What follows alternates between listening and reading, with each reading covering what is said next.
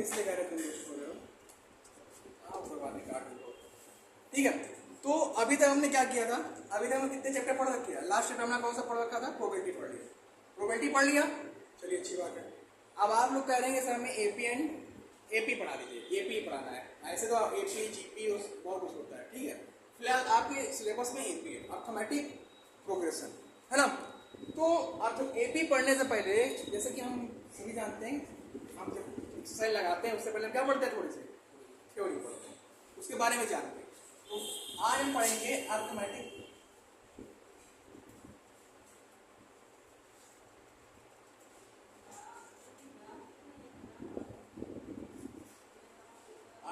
Progression, क्योंकि हमारा chapter क्या है, और ये इसकी इंट्रोडक्टरी क्लास है। Introductory means that you are going to learn something basic about this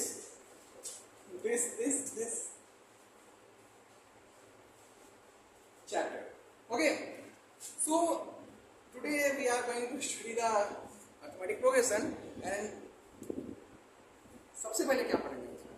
सबसे पहले पढ़ेंगे इसमें हम सीक्वेंस।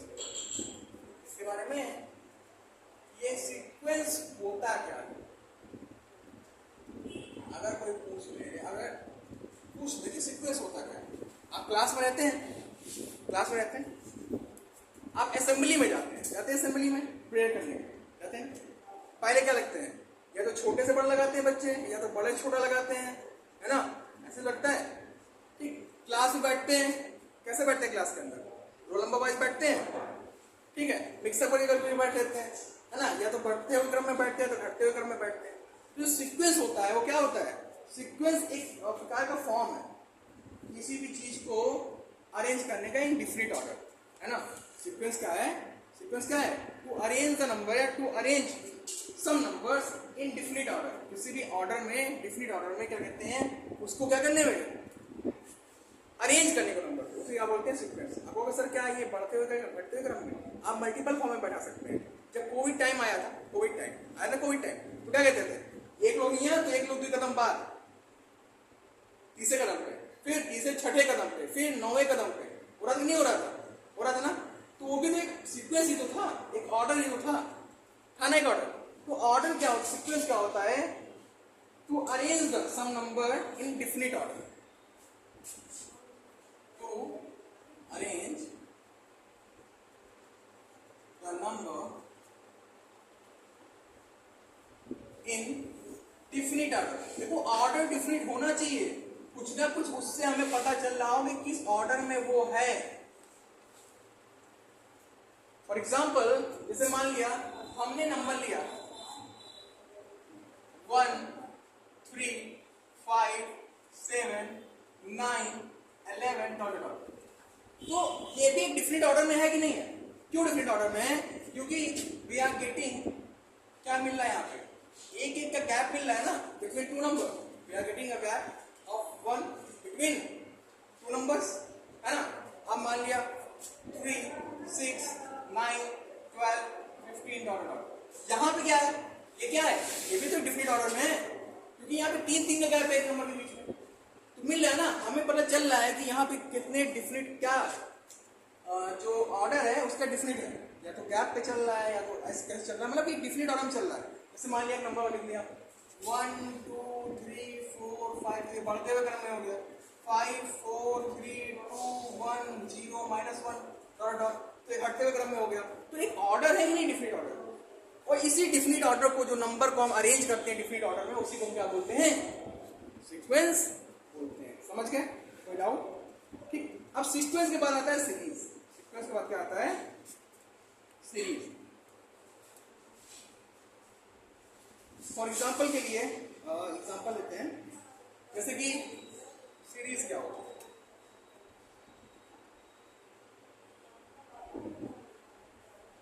जो सीक्वेंस पढ़ रखे हो आप, मान लिया एक टर्म हमने लिया A1, है ना, दूसरा टर्म A2, तीसरा टर्म A3, चौथा A4 A5 A6।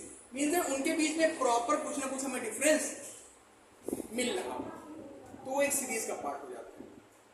जैसे कैसे सीरीज कई हो सकती है, अर्थमेटिक प्रोग्रेशन सीरीज हो सकती है है ना, ज्योमेट्रिकल प्रोग्रेशन सीरीज हो सकती है। ज्योमेट्रिकल तो आप 11 में पढ़ा होगा मैथ लोगे तो, ठीक है। तो सीरीज क्या होती है, और थोड़ा सा इसको पहले नोट कर लो, फिर आगे हम बताते हैं सीरीज क्या होती है, क्योंकि उसमें समझाने में थोड़ा समय लगेगा। अब देखो, अभी हमने सीक्वेंस पढ़ा कि to arrange the number in different order, है ना, डिफरेंट ऑर्डर में अरेंज कर दिया नंबर, तो क्या कहलाएगा वो सीक्वेंस कहलाएगा। मान लिया ऐसे लिख दिया 1 3 5 7 9 11, है ना, ये हमारा क्या हो गया, सीक्वेंस हो गया। लेकिन सीरीज क्या होता है, सीरीज जानते क्या होता है। अब इसी अगर हम सीक्वेंस को ऐसे लिखते हैं 1 + 3 + 5 + 7 + 9 + 11 डॉट डॉट डॉट।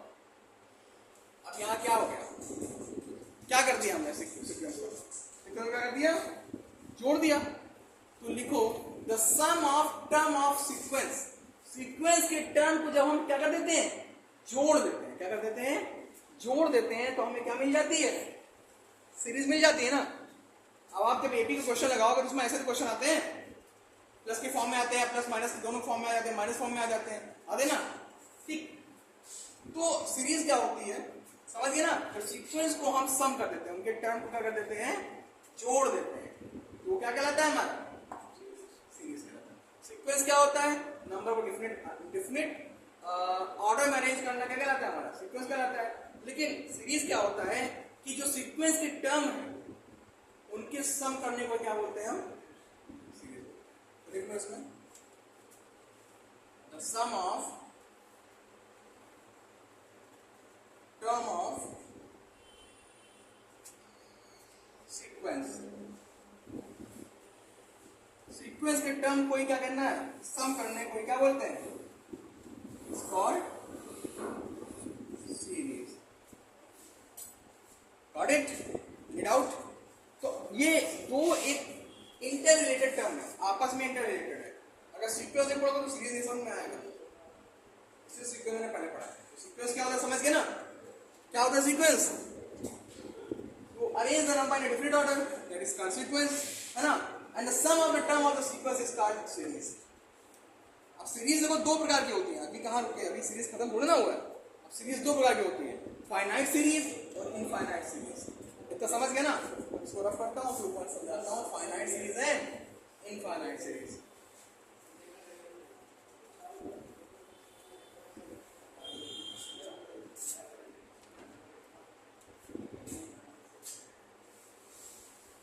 सबसे पहले आता है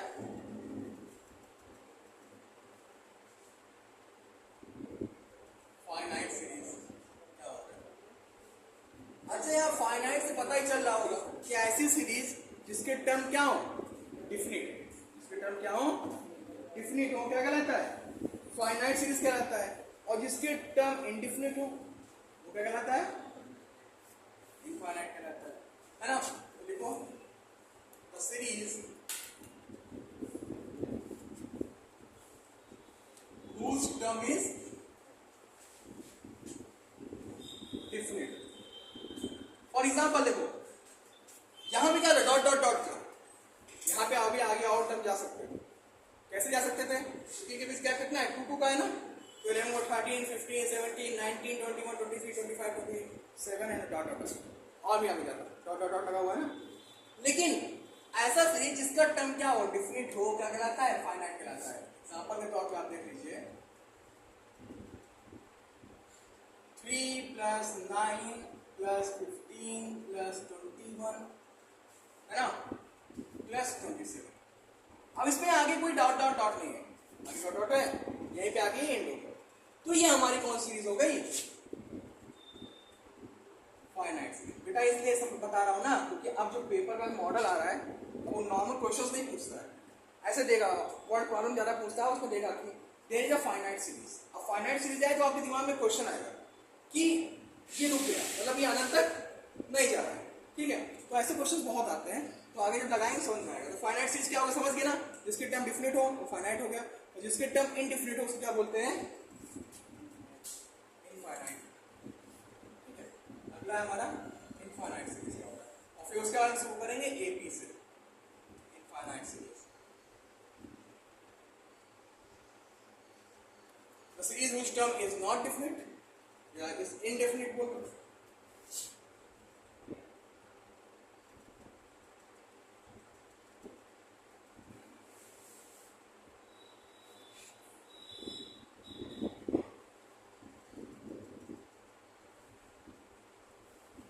अब कौन से नॉट डिफिनिट मीन्स दैट अगर हम यहाँ पे एग्जाम्पल लेते हैं 3 + 9 + 15 + 21 + 27 डॉट डॉट डॉट। अब ये डॉट डॉट डॉट का मतलब क्या होता है, ये टर्म का कोई अंत नहीं है, ये चलता जाएगा कंटिन्यू चलता जाएगा। क्लियर? तो फाइनाइट और इनफाइनाइट समझ गए, तो विदाउट अब इसे नोट कर लो। फिर हम आगे आते हैं अपने चैप्टर की थ्योरी पे, that is what, that is AP. Okay, note कर लो इतना यहाँ पे। अब हम आगे आते हैं, आगे क्या आते हैं, अभी तक हमने अपने सीक्वेंस सीरीज पढ़ा दिया, लेकिन अब आगे जो हम पढ़ाएंगे आपको वो क्या पढ़ाएंगे, वो पढ़ाएंगे अर्थमेटिक प्रोग्रेशन। लेकिन अर्थमेटिक प्रोग्रेशन से पहले हम क्या पढ़ेंगे, प्रोग्रेशन पढ़ेंगे। क्या पढ़ेंगे, प्रोग्रेशन। और प्रोग्रेशन क्या होता है, प्रोग्रेशन क्या होता है, प्रोग्रेशन किस वर्ड से बना है, प्रोग्रेस से बना है। और प्रोग्रेस का मतलब हमेशा क्या होता है, आगे बढ़ते रहे, प्रोग्रेस करते रहे। और अर्थमेटिक प्रोग्रेशन क्या होता है, अर्थमेटिक प्रोग्रेशन क्या होता है कि एक ऐसा प्रोग्रेशन जो एक डिफिनिट कांस्टेंट नंबर के बीच में हो, है ना, मतलब एक ऐसी सीरीज या ऐसा सीक्वेंस, ठीक है, जो कि जिसके बीच में क्या हो, डिफिनिट गैप हो, है ना, जिसके बीच में कांस्टेंट क्या हो, गैप हो, वो क्या कहलाता है, अर्थमेटिक प्रोग्रेशन कहलाता है। प्रोग्रेशन क्या हो गया, प्रोग्रेशन क्या हो गया कि एक ऐसा जो कि एक पर्टिकुलर पैटर्न फॉलो करे, मींस दैट -2 घट रहा है तो -2 घटता ही जा रहा है, -2 + 2 बढ़ रहा है तो +2 बढ़ता ही जा रहा है ना। तो ये क्या हुआ, एक प्रोग्रेशन ही हुआ। या तो देखो -2 हो रहा है यानी कि वो भी तो बढ़ ही रहा है किसी न किसी दिशा में, और +2 हो रहा है तो वो भी तो बढ़ रहा है किसी दिशा में, तो प्रोग्रेशन हुआ भी नहीं हुआ। वो अर्थमेटिक क्या हुआ कि +2 बढ़ रहा है, मींस दैट एक कांस्टेंट नंबर कंटिन्यू बढ़ता चला जा रहा है, ठीक है, और -2 हो रहा है यानी -2 भी एक कांस्टेंट नंबर क्या हो रहा है, घटता चला जा रहा है। तो ये हो गया अर्थमेटिक प्रोग्रेशन। तो प्रोग्रेशन अर्थमेटिक प्रोग्रेशन क्या होगा, निरंतर बढ़ते रहना। और अर्थमेटिक प्रोग्रेशन क्या होता है, चलो आप शुरू करते हैं। देखो अर्थमेटिक प्रोग्रेशन क्या होता है, और ये लिखवाने के बाद इसमें बहुत सी इंपॉर्टेंट चीजें हैं जो आपको जाननी है, क्योंकि बेटा चैप्टर यहीं से शुरू होता है रियल में।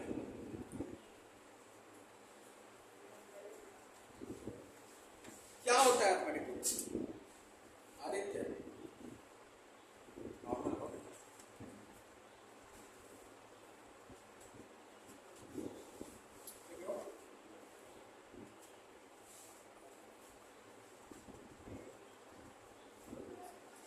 and arithmetic progression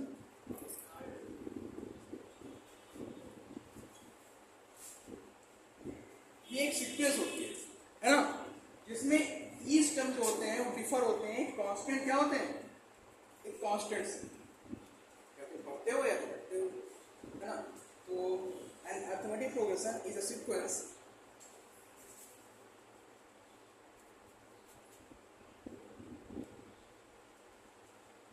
कैसा सीक्वेंस होता है ये, इन विच, जिसमें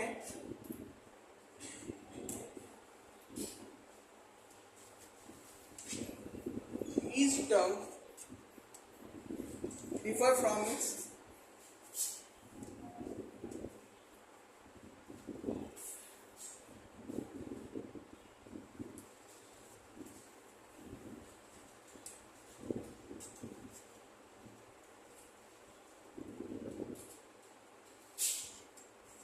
preceding term by a constant.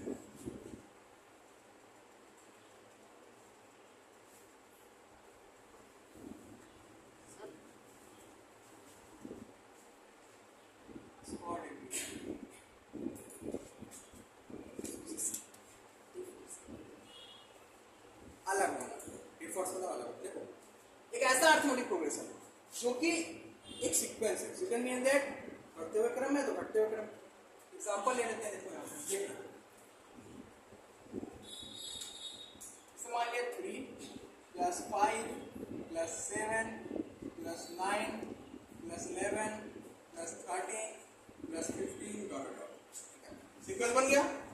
अब कह रहा है इन विच ईच टर्म, जिसमें हर एक टर्म डिफर होता है, अलग अलग होता है।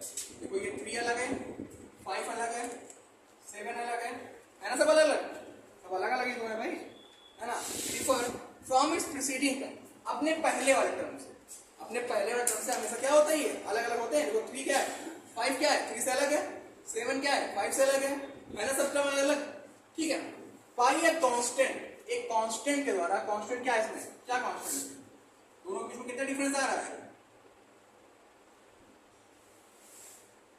2 ही का डिफरेंस आ रहा है, और इसी कांस्टेंट से तो डिफर है ना, कांस्टेंट डिफर, और यही और यही जो क्या कहते हैं प्रोग्रेशन होता है, इसे क्या बोलते हैं हम, ठीक है। यहाँ से हटा दो, ऊपर भी लिख रखा है एक एपी क्या होता है और नीचे भी लिख रखा है स्क्वायर एपी, क्लियर, समझ गए इतना, समझ गए ना। एपी क्या होता है, एपी क्या होता है कि एक सीक्वेंस होता है जिसमें क्या कहते हैं हर टर्म होता है एक दूसरे से अलग होता है, और दोनों टर्म के जो बीच का डिस्टेंस होता है या क्या होता है हमेशा कांस्टेंट होता है, समझ गए, कोई डाउट। अब आगे आते हैं, क्या क्या उठा भाई, अब आगे हम आते हैं सिंबॉलिक फॉर्म क्या होता है, इसको सिंबलाइज कैसे कीते हैं, जनरल फॉर्म क्या होता है, ठीक है।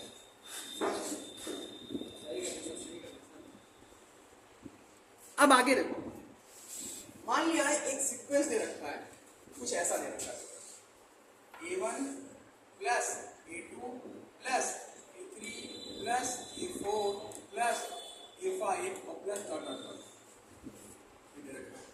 ये कुछ ऐसा हमने मान लिया एपी है हमारा, क्या मान लिया, नंबर के रूप में लिख लेते हैं, ऊपर लिख लेते हैं A plus 3 plus 5 plus 7 plus 9, ये कुछ नंबर के फॉर्म में दे रखा है, देखो नंबर ने समझाने के लिए लिख रखा है, ठीक। तो इसका जो पहला टर्म होता है ये तो सबसे आगे लिखा होता है, ठीक है, इसको क्या बोलते हैं फर्स्ट टर्म, क्या बोलते हैं फर्स्ट टर्म, क्या बोलते हैं फर्स्ट टर्म, और फर्स्ट टर्म को डिनोट किससे करते हैं, ए से करते हैं, तो ये क्या हो गया यहाँ पे A1 हो गया। अब मैंने भी बताया था आपको, क्योंकि जो ये टर्म बनता है, जो एपी बनती है, जो ऑटोमेटिक कोएफिशिएंट बनता है, इसके बीच में जो टर्म होता है वो कांस्टेंट होता है, अब कांस्टेंट टर्म, कांस्टेंट की वैल्यू तो बढ़ती रहती है, तभी तो एपी बनता है, दो की वैल्यू बढ़ेगी, देखो यहाँ पे एक है, 2 बढ़ा तभी 3 आया, फिर 2 बढ़ा तभी तो 5 आया, फिर 2 बढ़ा तभी तो 7 आया, आया कि नहीं आया। तो ये जो इनके बीच का डिफरेंस है उसे हम बोलते हैं कॉमन डिफरेंस। कॉमन डिफरेंस क्यों बोलते हैं, क्योंकि हर जगह पे डिफरेंस क्या मिलता है, सेम ही मिलता है ना। अब ये कॉमन डिफरेंस को डिनोट किससे करते हैं, ई से करते हैं। ये निकालेंगे कैसे, कॉमन डिफरेंस को निकालेंगे कैसे, एक चीज ध्यान देना, जब दूसरे वाले में से पहले वाले घटाएंगे, या तीसरे वाले में से दूसरे घटाएंगे, या चौथे में से तीसरे घटाएंगे, आगे में से पीछे घटाएंगे तभी मिलेगा नहीं, ठीक है, ये पहले में से आगे घटा, क्लियर। अब यहाँ पे कॉमन डिफरेंस निकालना है, क्या करेंगे, A2 माइनस A1 कर सकते हैं, या क्या कर सकते हैं A3 माइनस A2 कर सकते हैं, या A4 माइनस A3 कर सकते हैं। कहेंगे सर प्रूफ करिए क्या ये आपने सही किया है, तो लेट्स सी, यहाँ पे क्या वैल्यू है, A2 A1 है, A3 A2 है और A4 A3 है ना, सबका डिफरेंस निकाल लो।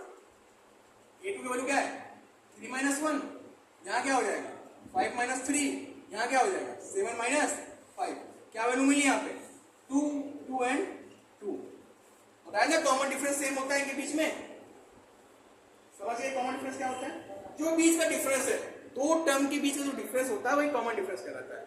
पहला टर्म हमारा क्या कहलाता है, फर्स्ट टर्म कहलाता है, इनके बीच का डिफरेंस ही कॉमन डिफरेंस कहलाता है, समझ गए, कोई डाउट। तो ए और डी पता चल गया। अब ये क्या हुआ, कहां तक जा रहा है, मान लीजिए ये जा रहा है एन टर्म तक, कहां जा रहा है एन टर्म, तो इसमें टर्म कितने हो गए, टर्म कितने हो गए, एन हो गए, टर्म कितने हो गए इसमें, एन हो गए। और एपी में एन टर्म निकालने का जो फॉर्मूला होता है, to find N term, nth term in AP, AP में जो एन टर्म निकालने का फॉर्मूला होता है वो क्या होता है, ये जान लो आप, ए एन अपॉन टू, यहां सुनो, T N is equal to A plus N minus 1 into, समझ गए, इसमें किसी कोई डाउट, जितना मैंने बताया। अरे यार टर्म ऑफ एन बोलो चाहे ए एन बोल दो, लो भैया ए एन ठीक है, समझे? समझ गया तो उसको नोट कर दो। कहीं किसी डाउट? पहले टर्म को ए बोलते हैं, टी को क्या बोलते हैं, दूसरे में से पहले का अंतर निकालते हैं, और डिफरेंस जो कॉमन डिफरेंस जिस वजह से वो प्रोग्रेशन बन रहा है उसी क्या बोलते हैं, टी बोलते हैं। और अगर एन टर्म है तो ये फॉर्मूला होता है n is equal to a plus n minus 1 into d to find out the n term। Okay, समझ गए? कोई डाउट? अच्छा एक चीज बताओ, मान लिया आपको a दे रखा है, ये दे रखा है कितना, 2 दे रखा है, और d की वैल्यू दे रखा है 3, और कहते हैं कि 5 टर्म निकालो। कुछ ऐसा क्वेश्चन दे रहा हूँ, कह रहा है कि 5 टर्म निकालो। कैसे निकालो? पहला टर्म क्या होगा, a1 की वैल्यू क्या होगी, a प्लस d की तो होगी ना, बहुत मारेंगे तुम लोग। पहला टर्म तो यही रहेगा ना बेटा, पहला टर्म तो यही रहेगा, दूसरा टर्म क्या हो जाएगा, डी को जोड़ के निकालेंगे ना, क्योंकि इक्वल डिस्टेंस पड़ रहा है। तीसरा टर्म क्या होगा, ए प्लस डी यानी ए प्लस 2d। फोर्थ टर्म क्या होगा, ए प्लस 3d, और फिफ्थ टर्म क्या होगा, ए प्लस 4d। देखो वही फॉर्मूला तो है, वही फॉर्मूला तो है, उसी फॉर्मूला से निकालना है। समझ गया? कोई डाउट? अब इसे नोट कर लो, ये मैं समझाने के लिए किया,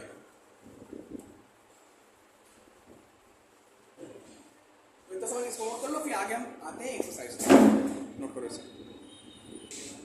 एक्सरसाइज 5.1 जो है हमारी एनसीईआरटी की है ना, उसका पहला क्वेश्चन है, पहले 5 पार्ट है। पहले में क्या है, 5 पार्ट है। पहले पार्ट में क्या क्या दे रखा है, ए में दे रखा है, पहले में क्या दे रखा है, ए की वैल्यू दे रखा है। ए की वैल्यू कितनी दे रखा है, ए बराबर दे रखा है, और किसको दे रखा है, डी दे रखा है, एन दे रखा है, ए दे रखा है, डी दे रखा है, और एन दे रखा है। ए की वैल्यू कितनी है बेटा, 7, ठीक है, डी की वैल्यू 3 और एन की वैल्यू 8। अब ध्यान दो, पूछा है यहाँ पे कि ए एन बताओ क्या होगा।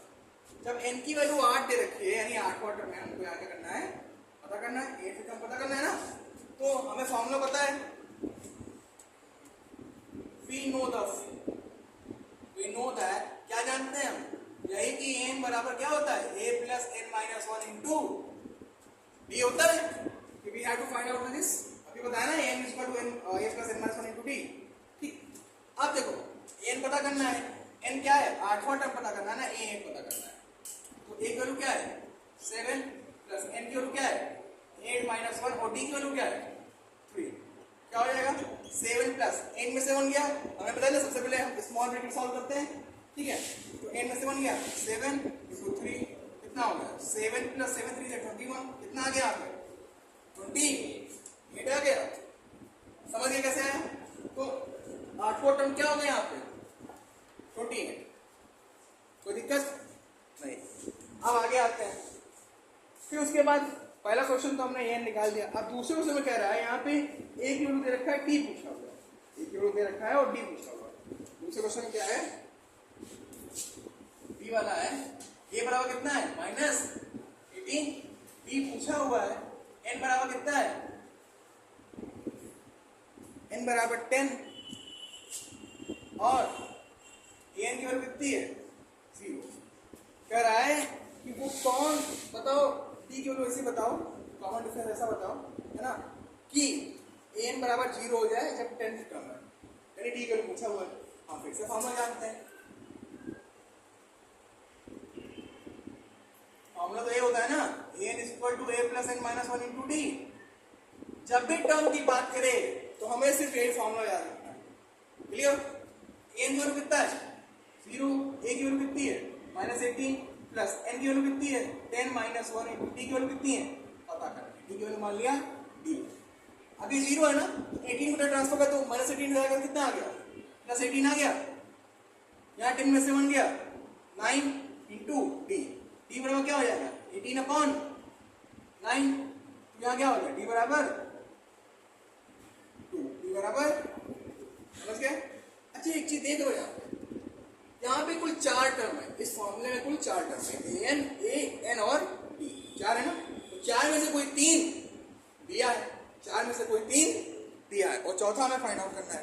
तो एक चीज जानना, जब भी 9 ऐसे क्वेश्चन आएंगे है ना, स्पेशल कंडीशन वाले नहीं, नॉर्मल क्वेश्चन, स्पेशल कंडीशन में आगे होते हैं, अगर नॉर्मल क्वेश्चन आएंगे तो कोई 3 दिया होगा और चौथा पूछेगा, ठीक है, तो 2 हो गए, समझ में आ गया, कोई डाउट? अगला क्वेश्चन क्या है? अगला क्वेश्चन 3rd 4th 5th, इसमें से आप लोग इसको लगा के लाइएगा, है ना, कि बता दें, लगा के लाइएगा, बाकी हम लगा लाइएगा इसको, ठीक है। 3 क्वेश्चन लगाइएगा, नहीं आएगा तो कल हम बता देंगे 3 क्वेश्चन, ठीक है। फर्स्ट का 1 2 बता दिया है ना, बाकी 3rd 4th 5th ये लगाइएगा, नहीं लगेगा तो कल से हम, कल जब नए लेक्चर में हम आएंगे तो यहाँ से बताना शुरू करेंगे और प्रयास करेंगे कि एक्सरसाइज क्या हो जाएगा, फिनिश हो जाएगा। क्लियर? फिलहाल आज के लिए इतना ही, धन्यवाद। आई होप कि आपको सब समझ में आया होगा।